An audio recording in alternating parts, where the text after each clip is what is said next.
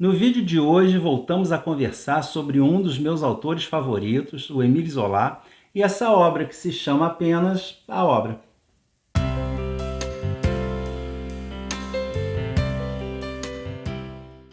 Olá, sejam todos muito bem-vindos ao Livros e E-Books. Eu sou o Carlos. Quem já me acompanha por aqui sabe que o Émile Zola é um dos meus autores favoritos. Aqui no canal já tem vários vídeos sobre suas obras mais famosas. Eu vou deixar no decorrer do vídeo os links aparecendo aqui em cima nos cards, mas todos eles também estarão lá na caixa de descrição do vídeo, juntamente com os links para as minhas outras redes sociais, para a minha lista de desejados, e também para a compra desse livro na Amazon, o que gera uma pequena comissão, que no meu caso é repassada integralmente para uma instituição de assistência social. Adquirindo seus livros ou qualquer outro produto através desses links, você não paga nada além, mas auxilia uma pessoa em situação de necessidade, certo? E eu tenho vários livros do Zola na minha lista de leitura, alguns há bastante tempo, mas esse aqui era o que eu mais queria ler. Não é muito fácil encontrar edições atuais dos livros do autor, com exceção dos mais conhecidos. Até em sebos é meio complicado. Então eu procurei bastante, não encontrei, então eu já estava com o e-book baixado em inglês e em espanhol, porque a minha intenção era iniciar a leitura cotejando as duas traduções e ver com qual das duas eu me sentiria mais confortável. Até que no final do ano passado eu vi que a Unesp lançou essa nova edição, imediatamente coloquei na minha lista, e qual não foi a minha surpresa ao recebê-la de presente da Cássia, uma inscrita aqui do canal, e aí não teve jeito, ele passou na frente da fila. Então, se você estiver assistindo, Cássia, muito obrigado por esse maravilhoso presente, eu gostei imensamente. Mas por que é que eu queria tanto ler esse livro especificamente? Eu acho que não é novidade para nenhum leitor de clássicos que o Zola escreveu uma série de 20 livros sobre uma família, os Rougon-Macquart, e apesar de serem parte de uma série, esses livros são independentes e não precisam ser lidos em nenhuma sequência. Em um deles é contada a história do casal que dá início a essa família. E depois cada um dos filhos terá a sua história contada em um livro próprio. O Etienne em Germinal, o Jacques em A Besta Humana, a Ana em Naná e só faltava o Claude, justamente o protagonista aqui de A Obra. E um outro motivo é que esse livro é tido por muitos como o pivô do fim da amizade de uma vida inteira do Zola com o pintor Paul Cézanne, que se reconheceu aqui no livro e não gostou da forma como foi retratado. Na verdade, não se sabe exatamente o que aconteceu, os dois se correspondiam com regularidade, mas quando o Zola enviou o livro para o Cézanne, ele devolveu com um bilhete agradecendo não ao amigo Émile Zola, mas ao autor dos Rougon-Macquart. E a partir daí não houve mais registro de trocas de mensagens entre os dois. Parece que essa história da briga já caiu por terra, que teria sido apenas um afastamento, não um rompimento. O que se sabe com certeza é que o Cézanne ficou inconsolável quando soube da morte do Zola. E essa relação está muito bem retratada no filme Cézanne e Eu, disponível no Prime Video, vale muito a pena, porque além de contar a história da amizade de uma vida inteira dos dois, é um filme muito bonito visualmente e com ótimas atuações. Uma ótima opção no meio de tanta porcaria disponível atualmente, Mas voltando aqui ao livro, a obra, no sentido de obra de arte, foi lançada em 1886 e é considerado um retrato bastante fiel do mundo da arte parisiense na metade do século XIX. A trama se passa num período de 15 anos, de 1855 a 1870, e além de mostrar um pouco de como era a vida dos artistas na época, explora o surgimento do impressionismo nas artes, especialmente na pintura. Mas ele fala também de escultura, de literatura, arquitetura, música e jornalismo. E de como todas essas artes estavam perdendo a sua essência cultural e se tornando meros objetos de consumo. E para retratar esse mundo das artes, o Zola incluiu vários personagens baseados em pessoas reais, né? Artistas, jornalistas, negociantes de arte, seus amigos e até a si próprio. O Claude Lantier é um pintor que deseja sair do óbvio, né, da arte acadêmica da sua época, né, com aqueles quadros grandiosos de personalidades ou feitos heróicos, né, com temática mitológica, religiosa, geralmente quadros retratando interiores escuros. E ele queria justamente pintar cenas mais reais, de preferência ao ar livre, né, com muita cor e luz. Mas isso não era muito bem visto pelos acadêmicos. E essa visão revolucionária é compartilhada com o seu grupo de amigos, todos artistas, né, mas não só pintores, também tem escultores, arquitetos e jornalistas. Mas o seu melhor amigo, sem dúvida, é o escritor Pierre Sandoz, que ele conhece desde a infância. E todos os jovens desse grupo estão em Paris, igualmente empenhados em mudar o esquema estabelecido nas artes e tentando o sucesso. E a porta de entrada para o reconhecimento no mundo artístico é o tradicionalíssimo Salão da Academia de Belas Artes, né? Um evento anual que era o meio pelo qual os novos artistas conseguiam visibilidade.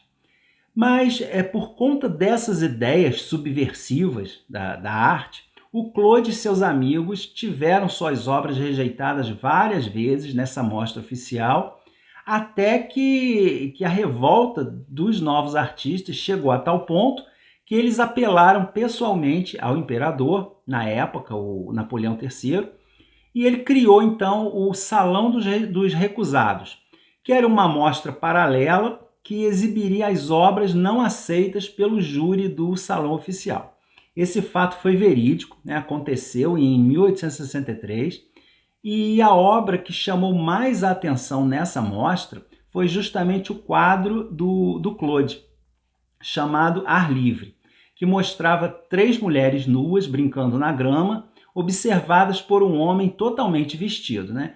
Isso daí uma clara alusão ao quadro Piquenique no Gramado, do Manet, uma obra que escandalizou o mundo da arte parisiense em 1863. E sentindo-se ridicularizado, o Claude decide se mudar para o campo para estar mais em contato com a natureza e criar o que seria a sua obra-prima. E com ele segue a Christine, a modelo que foi a mulher central do seu quadro. Os dois acabam se casando e tendo um filho. Depois de alguns anos, ele não faz progressos, começa a se deprimir e a Christine o convence a voltar para Paris. E lá, durante um passeio, ele tem uma linda visão de uma das pontes sobre o rio Sena e decide pintar um quadro que retrate exatamente o que ele vê. Mas a questão é que ele decide incluir na pintura um barco com 3 mulheres, uma delas nua, e é essa mulher que ele não consegue pintar que se tornará ali uma obsessão em sua vida, né? Levando-o à depressão e a atitudes destrutivas. Não só para ele mesmo, como também para as pessoas que o rodeiam. E é claro que eu não irei contar o que acontece, mas em se tratando de Zola, a gente já sabe que não pode esperar finais felizes, né? E esse livro já me surpreendeu desde o início, porque geralmente os livros do Zola já começam com o pé na porta. Esse aqui não. A primeira metade dele é bem leve, com momentos até idílicos, né? Cenas da vida no campo, passeios por Paris, jantares entre amigos de longa data, né? A vida boêmia dos artistas, né? Todos eles jovens, pobres, cheios de ideais, felizes. Mas depois o clima vai pesando e à medida que as dificuldades da vida real e as necessidades materiais vão aparecendo, um a um, os amigos vão fazendo pequenas concessões ao status quo, né? Alguns colocando seu talento à disposição dos interesses do mercado, né? Como um escultor de metais, por exemplo, que passa a fazer enfeites para portão, ou um jornalista que começa a aceitar matérias pagas, mesmo que elas contrariem os seus ideais. E o Zola foi um grande incentivador do movimento artístico, né, que ficaria conhecido como o impressionismo. Ele foi amigo de vários artistas dessa época, até apareceu em alguns quadros e retratou esse ambiente artístico de forma bastante realista, não colocando os personagens como heróis perfeitos, né? Mas mostrando as suas piores facetas, né? Suas dúvidas sobre seu talento, essa contradição entre ser fiel aos seus princípios ou ceder ao desejo de triunfar e ser reconhecido. Mas, principalmente no caso do Claude, até onde pode chegar o artista dominado pela paixão criadora, né? Que no final das contas, mesmo quando bem sucedido, né, tanto esforço é inútil, como diz o escritor Sandoz nesse trecho. O que importa tudo isso? Somos ainda mais loucos que os imbecis que se matam por uma mulher. Quando a terra arrebentar no espaço como uma noz seca, nossas obras não acrescentarão nem um átomo ao seu pó. Mas o autor toca também em outros pontos que cercam o ambiente artístico, né? A banalização da arte, as artimanhas utilizadas pelos marchands para supervalorizarem certas obras, causando com isso uma inflação no mercado de arte, a reação do público às novidades, que muitas vezes é determinada pela imprensa, né? Algo que até hoje é feito com filmes, músicas, até livros. Né? A gente é massacrado por uma obra até não pensar mais na sua real qualidade artística e aceitá-la como uma obra-prima de qualquer jeito. Um outro foco importante do livro é a vida da mulher do artista. Né? No caso do Sandoz, a esposa que se acomoda, que está ali como companheira e suporte para o artista, sem interferir na sua criação.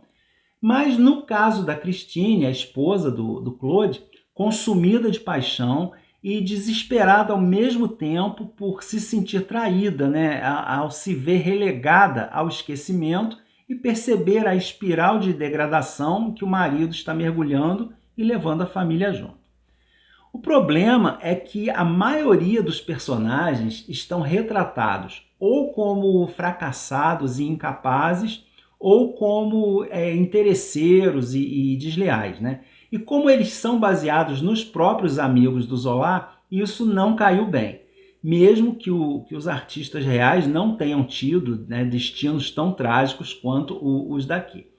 E embora o autor tenha assumido que utilizou personagens e fatos reais como base, ele afirmou também que todos os personagens e situações do livro são fictícios. Né? Seria uma mescla de detalhes de um e outro, sem que nenhum fosse inteiramente retratado. E que ele não teve nenhuma intenção de expor a vida de ninguém. Mas, né, enquanto alguns deles entenderam as intenções do autor, outros já se sentiram melindrados. Então, foi um livro que agitou bastante, né, tanto o meio artístico da época, quanto a própria vida pessoal do Zola. Como curiosidade, um dos pintores que amaram esse livro é o Van Gogh, que o cita nas famosas cartas que ele escreveu para o seu irmão Theo. E embora não se saiba exatamente, né, o que é realidade ou ficção nesse retrato, vale lembrar que essa é uma obra naturalista, né, com as características dessa escola, entre elas o determinismo genético, e que um dos objetivos da série Rougon-Macquart é justamente mostrar o quanto a inclinação hereditária dessa família para a decadência moral, né? Todos os integrantes dessa família trazem dentro de si essa decadência, esse germe dessa decadência, que conseguem conter durante algum tempo, mas uma hora, né, diante das pressões cotidianas, ela se torna incontrolável e toma conta inteiramente daquele personagem, levando a atitudes cada vez mais destrutivas. Né? Sejam elas a violência, o alcoolismo, a tendência suicida e tantas outras. Mas esse livro também é bastante autobiográfico. E embora o protagonista seja o Claude, o seu amigo Pierre Sandoz, que é um alter ego do próprio Zola, também tem uma grande participação. E juntamente com a Christine, ele é que é o maior apoio do Claude nos seus momentos de maior necessidade, né? Tanto material quanto moral. Em diversos momentos, o Zola fala da sua própria condição de escritor, sobre o tremendo esforço que é lançar uma obra, né, comparando a dor do parto, é, ou falando especificamente sobre os Rougon-Macquart, né, como a sua decisão de se dedicar a essa série de livros, ao mesmo tempo que lhe trouxe fama e fortuna, também fez com que ele se sentisse consumido noite e dia pela necessidade de escrever, uma coisa incessante, chegando a prejudicar a sua saúde e o seu casamento. Ele fala também dos ataques que sofreu por parte da crítica, né, e de como o artista se sente quando a sua obra não é compreendida. E por todos esses motivos, eu acho então que a obra é um livro que merece ser lido, mas eu tenho algumas ressalvas.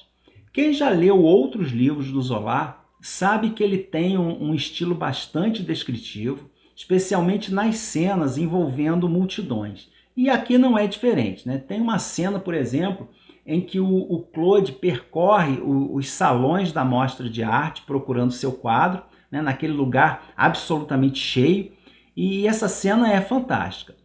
Ou então quando o personagem vaga a esmo pelas ruas de Paris, né, e o autor vai citando uma por uma, a gente consegue acompanhar todo o trajeto dele usando aí um mapa da cidade no Google.